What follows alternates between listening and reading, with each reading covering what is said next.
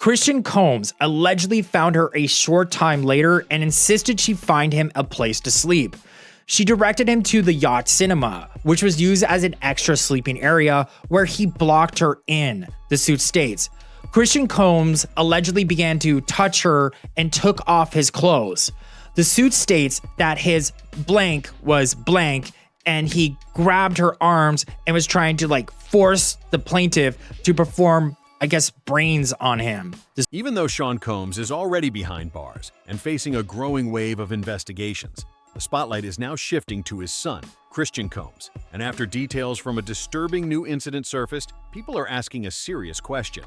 Could Christian be the next one facing criminal charges?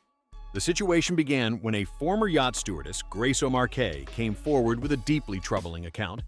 According to her lawsuit, the incident took place in December 2022 while she was working aboard a yacht chartered by Diddy. She tried to go back to work, but Christian ends up finding her and wants her to find him a place to sleep for the night in the yacht. So she takes him to the cinema room of the yacht, and that is when she claims Christian stopped her from leaving, groped her, took off all of his clothes, and tried to force her to perform oral sex on him. Now, she says she was allegedly able to fight him off. Someone walks into the room, and then she was able to leave. And she said when she reported this to the captain, according to her, the captain berates her. And she alleges that the captain may have even been paid off by Sean Combs to keep quiet about what happened. And I will tell you what's really interesting about this complaint. Embedded in the complaint are photographs that purport to be O'Marquet's arms with bruises on them. And that is really interesting. You don't usually see that in a complaint like this. Now, she's not only suing Christian Combs, like I mentioned before, for all those different causes of action, but she is also suing Sean Combs too. You see, Sean Combs is named as a defendant because she accuses him of aiding and abetting Christian's behavior, as well as having premises liability because he was the leaseholder of the yacht. Premises liability means that you have a duty to keep people on your property safe from injuries. Grace claims that during the trip, Christian pressured her into taking a shot of tequila, a drink she now believes was drugged. She says that shortly after consuming it, her condition changed rapidly, and she began to feel disoriented and vulnerable. According to the filing, Grace alleges that Christian then cornered her in a room on the yacht, grabbed her, touched her without consent, and became increasingly aggressive when she tried to resist and get away. She says she immediately reported what happened to the ship's captain, believing someone would step in to protect her. Instead, she claims her concerns were ignored, and not long after, she was fired from her position. Oh, Diddy's turning gray behind bars. Who gives a flying fig about his hair? I don't care. I want this to be about the victims. That's what I want. That's how I perceive it. And I have dealt with so many victims. I've had victims that could never have a romantic relationship with a man after that. That feeling of helplessness, you can't fight back. And you just, then after, people may not believe you. If you're lucky enough to have children, it affects how you raise them. You know, like my fiance was murdered shortly before our wedding. You think I don't know where my children are right now? You don't think I'll look at Life 360 50 times a day? When my husband leaves to go out of town, I'm like, well, he could die. That's just my reality. That's trauma, yeah. Same thing with these. That was the moment, according to Grace, when she realized she had no support and was completely on her own. But she says the most disturbing part of the ordeal happened later in the yacht's cinema room, where the situation escalated even further. Grace also alleges that what followed was a coordinated cover-up. According to her, only select staff members were asked to write official statements about the incident, while she and her partner were intentionally excluded from the process. Those claims have only fueled long-standing accusations that Diddy's inner circle has a pattern of protecting the family name at all costs, even if it means silencing victims and burying serious allegations. Clowns. King Clown. That's some real clowns.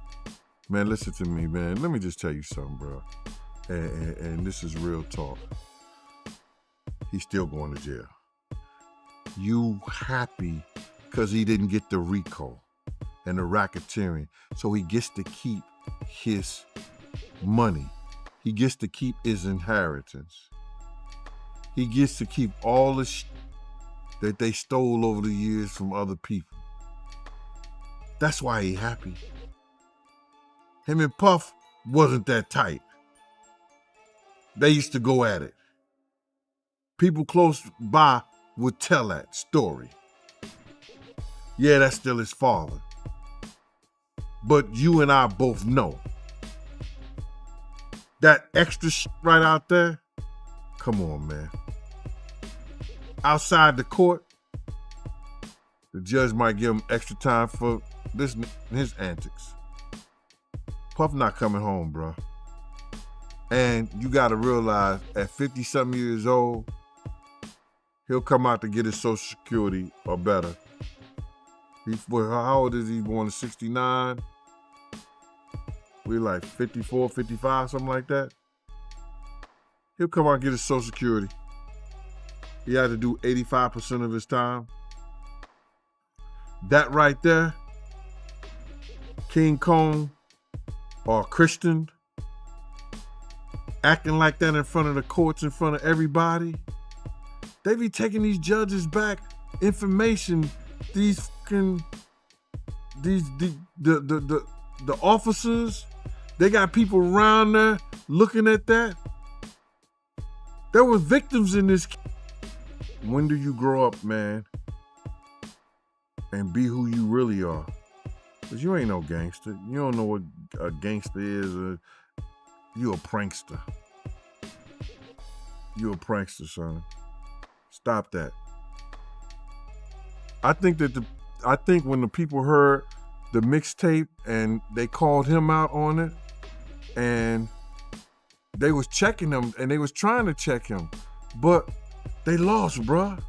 They don't have no guidance. The dude who's supposed to be doing, I don't know if he's security or whatever like that, man, what the fuck is you doing out here like this? He gets on the ground and start doing push-ups up with him. Bruh, for real? Man, put your shirt on and get your ass back in that damn car. Stop acting like you stupid. Act like you got some sense. That's when they making the dollar make them, bruh. The dollar is making them. What you happy about? You gotta realize they know his daddy's still going to jail. They happy because they feel like the government doesn't have a right to mess with nobody's assets at this time. The verdict on the RICO, non and void. Nothing. Racketeering, nothing. And I guess it was some kind of, what was the other charge? Sex or something like that? Not sex. They got the sex charges, but the RICO, the racketeering, and the kidnapping. The kidnapping. Coercion, kidnapping, all this like that. All that was non-void. He went nowhere. It went nowhere. But you still partying? Your dad about to do some time. Now, with Diddy already facing severe legal consequences, many are wondering whether this case could be the one that pulls Christian Combs into the same legal storm. What makes this situation even more complex is that the yacht Grace was working on was not located in California at the time of the alleged incident. That matters because jurisdiction changes everything. Different waters mean different laws, and that can slow cases down or complicate how charges are pursued. But complicated doesn't mean closed. With everything already unfolding around Sean Combs, federal, state, and even international investigations. Oh, man. Anything for attention, and if they want to make you believe that they happy, they want to fool you to believe that they happy, bruh. He's an attention seeker. I look back on all the things that all his sons have been doing. Well, just him, Justin, because Quincy ain't his son. That's Al B. Sure's son. King Kong has been the reckless of all of them that came to represent him. Did some mixtape with Kanye West dissing the witnesses, threatening them with a rifle, outside the courtroom, with his shirt off, doing jumping jacks, screaming victory and all that. Talking about they going on tour, the reunion tour, whatever. Then having his girl twerk, or trying to get his girl to twerk or whatever. Like, Anything tied to his inner circle can be reopened at any time, especially if investigators believe it fits into a broader pattern of behavior. Grace's accusations are serious enough that authorities could decide to take another look, particularly if new evidence surfaces or if additional witnesses come forward. And that's where Christian Combs could find himself in real trouble. Christian resides in California, while Diddy has been under scrutiny across multiple jurisdictions. If investigators determine that Grace's account connects to the larger lifestyle and conduct allegations already surrounding Diddy, Christian could absolutely be pulled back into questioning. And if a case is reopened and the evidence holds, that could mean real criminal charges with real prison time attached.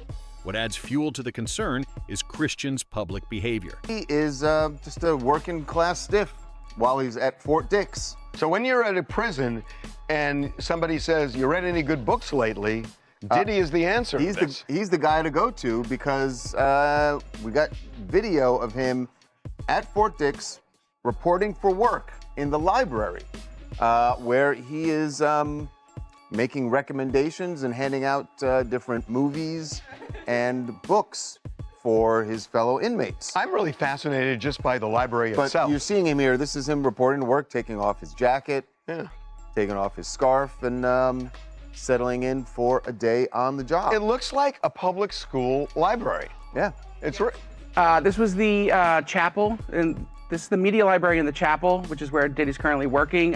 He's working in a Life Connections program, which is an 18-month program that helps rehab people and get them closer to spirituality, to charity groups, and with that, it will shorten his sentence. But in this media library, he helps inmates with religious material, rent out movies, that kind of stuff. You see him pushing a really cart interesting. with a TV on it. Yeah, I mean, he was in the laundry room when he first got there.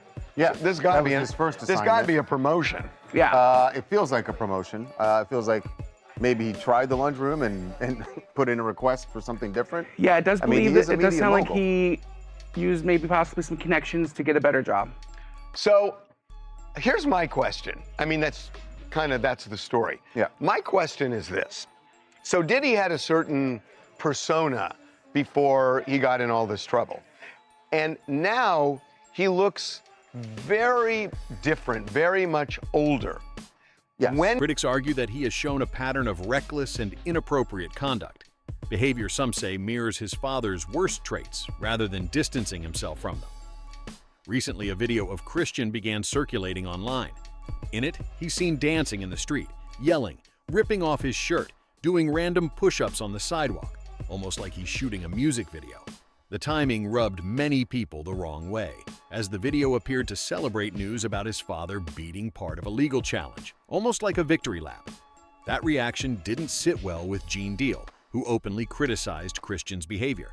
Gene argued that Christian has never had to earn anything, grew up wealthy and insulated, and constantly tries to project a tough image without ever having lived that reality. Type of cells are built to mentally destroy you. Mentally, not physically, mentally. yeah. They're not mentally, they mean they're to mentally destroy you. Guess what? When people make things for you, they gonna do their job. You smoke weed, you gonna get high. You get put in that solitary, you gonna lose your mind. Yeah. Yeah, that's what it's there for. It's there to break you, to stop you. Oh, you wanna act up? Well, put him in there. Yeah, nigga, all the money, you know what PC Diddy think? You know, he gotta come down to what we call a real reality check. You gotta come back down to earth, homie. You never left. You just been so high up there, you thought you was in heaven. But that's below earth. I'm in prison like hell though. Like shit. It's just one step away. Yeah. Mama say you end up dead or in the grave. Well, which one is it, mama? Dead or in the grave? You understand? I'm trying to figure out. For real. Let's make that make sense. But right now, Diddy in the grave, he ain't dead. He's somewhere he can't, it's like being in a coffin you can't get out. It's like somebody threw dirt on you, you in there, but you can't He in the grave right now. He in Hades. He can beat on the dog, all the things. Let me tell you. Whoa, that got me hot right now. Man. The only thing gonna save you behind them balls is God. Come on now. Don't worry, man. I said it again. Not the guards. You can call for the rank. You can call lieutenant. You call the sergeant. Guards! God, you calling the wrong one. You gotta call God. Damn. That's the only person gonna save you behind them balls. You can call anybody else you want for help in there. Your mama, your daddy, lieutenant this, captain that. No. You should have been calling, Then another clip surfaced. This time, Christian was seen attempting to get his girlfriend to twerk on camera. She clearly wasn't comfortable, but he kept pushing, seemingly more focused on performing for the audience than respecting her boundaries. To critics, it felt unsettling, like watching a younger version of Diddy forming in real time. And that's what makes this moment so dangerous for Christian Combs. While his father faces mounting legal consequences, every action Christian takes is now being viewed under a microscope. What once might have been dismissed as immature behavior is now being interpreted as part of a deeper pattern. And if investigators decide that pattern matters, this story may be far from over. Public person as well, and there was one instance in Harlem, and his reaction when those people went away. Got in the car and said, I feel like I need to wash, like I'm dirt.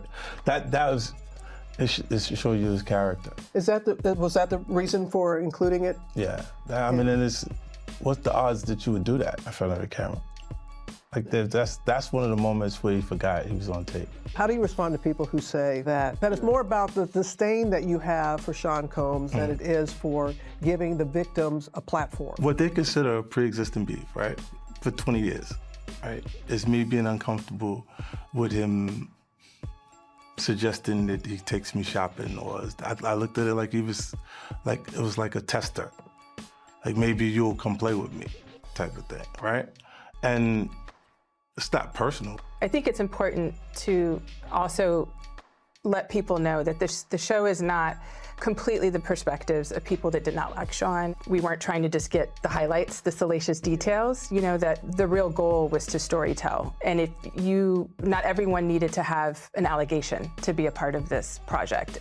The 4-part series also features 2 jurors from Combs' trial who are speaking for the first time about how they reached their mixed verdict, finding Combs guilty of 2 prostitution offenses, but clear of racketeering and sex trafficking charges, both sharing their thoughts on the relationship between Combs and singer Cassie.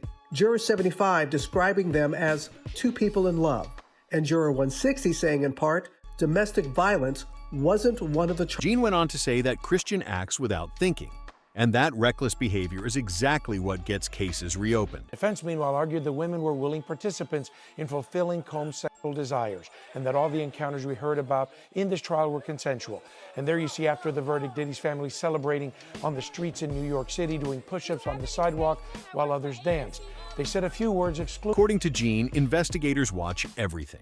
Judges watch everything. Prosecutors watch everything. And when they see someone bragging online, taunting situations, flexing in public, threatening people in lyrics, or celebrating while serious allegations are still active, they take notes. Gene ended his rant by saying he doesn't even care anymore. He ain't no real boss. He ain't no real king. He could make her earn her keep. He ain't no real king, man. Come on, man. These kids is clowns out here, bro. It don't have really nothing to do with his father being in jail or nothing like that. These guys right here, they always wanted to be, instead of going and doing something positive in the world and being somebody positive in the world, they live this lifestyle of spoiled, rich kids and been given enough to do nothing instead of being given something enough to do something. They've been given enough to do nothing instead of being given enough to do something. There's a difference. So, never had to work a day in his life. all he know is the hip-hop scene, wanna be something that... In his words, if Christian keeps moving the way he's been moving, he could easily end up right in prison alongside his father. And when you look at where Sean Combs is now, that warning hits harder. The man who once flew on private jets, walked red carpets, and threw million-dollar parties is now locked inside a federal prison, dealing with chores, a steel bed, and constant paranoia. Tonight of a jail fight that ended with a guard being taken to the hospital. It happened earlier this month at the Metropolitan Detention Center. You can see a group of inmates gathered in the day room when inmates begin to fight. When the camera moves back, some inmates start scattering as others continue to fight. Guards rush in to try to break up the fight. That night, our cameras caught one of the guards being loaded up into an ambulance. Here that video is. Video later shows a line of inmates all in handcuffs against the wall. No word on if any of them were charged or what kind of injuries. It's a massive fall for someone who was once estimated to be worth close to $1 billion. Everything started crashing down in September 2024, when Diddy was hit with major federal charges, including sex trafficking, racketeering, and operating a criminal enterprise.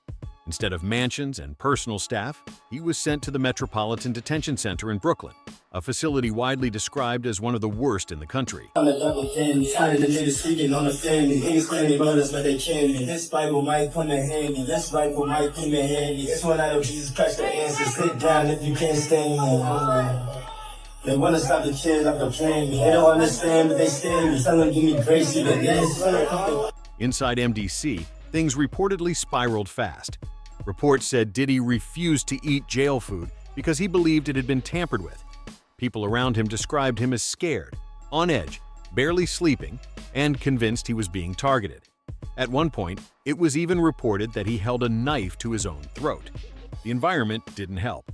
MDC has long been labeled hell on earth due to violence, overcrowding, and poor medical care. Eventually, his legal team managed to get him transferred to FCI Fort Dix in New Jersey. It's calmer than MDC, but it's still prison. An incident that we first learned about 2 weeks ago during Diddy's sentencing hearing, and he said, I was sleeping in my bed in the prison. It's a federal detention facility in Brooklyn called MDC Brooklyn, and there are federal inmates who are in many cases waiting for their trial as well. And Diddy claimed that somebody held a knife to his throat. He woke up and this guy basically had him, and he had the knife, and Diddy was at this person's mercy. Now, it's unclear what exactly happened from there. Was there a guard that came in? Did Diddy somehow fight this person off? Well, seems unlikely that happened. Or did the person just leave? Bottom line, this guy, at least according to people close to Diddy and Diddy himself, could have hurt him badly or even taken his life. And I think that was something they wanted known during the hearing because they wanted the judge to take some pity on. Luxury, no special treatment, no rule bending. Now, instead of a massive bedroom and a full staff, Diddy sleeps on a steel bed with a thin mattress. His daily routine includes mandatory chores. Reports say he's been assigned laundry duty, washing and sorting clothes for other inmates. For someone who once had stylists and assistants, spending hours in a hot, noisy prison laundry room is a brutal wake-up call. Even after the transfer, the paranoia hasn't gone away. He reportedly still struggles to trust anyone. His fear of prison food became public knowledge, and although he's now housed away from the general population, the mental strain remains heavy. Many believe that even if Diddy survives prison physically, he won't come out unchanged.